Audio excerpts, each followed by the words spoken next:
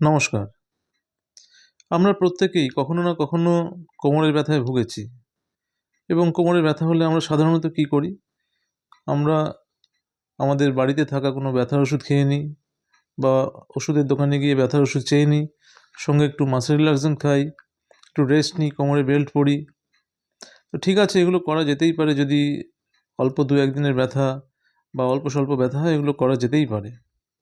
এবার আজকে যে ব্যাপারগুলো নিয়ে আলোচনা করব, স্পেসিফিক্যালি যেগুলোকে বলা হয় রেড ফ্ল্যাগ সাইন, তার অর্থ হলো যদি এই ধরনের সাইন্স বা উপসর্গ থাকে তাহলে কিন্তু আমাদের সেলফ ট্রিটমেন্ট করলে চলবে না, আমাদের ডক্টরের কাছে অ্যাজ আর্লি অ্যাজ পসিবল যেতে হবে। কারণ অধিকাংশ ক্ষেত্রেই এই ধরনের উপসর্গগুলো থাকলে অনেক সময় খারাপ কিছু হতে পারে, যেমন ধরুন ইনফেকশন হতে পারে, ক্যান্সার হতে পারে, ফ্র্যাকচার হতে পারে, এটসেট্রা।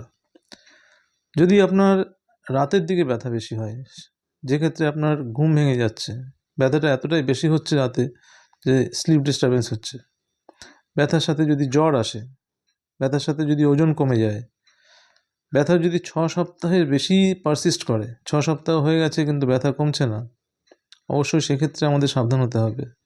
ব্যথার সাথে আমি আজকে কোমরের ব্যথা নিয়ে বলছি। কোমরের ব্যথার সাথে ধরুন পা উইক হয়ে যাচ্ছে, পায়ে জোর পাওয়া যাচ্ছে না, অথবা ইউরিন বা স্টুল ধরে রাখতে বা কন্ট্রোল করতে অসুবিধা হচ্ছে, এই ধরনের প্রবলেমগুলো যদি হয়, এই ধরনের উপসর্গগুলো যদি থাকে, আমাদের কিন্তু দেরি না করে অবশ্যই ডক্টরের কাছে যেতে হবে।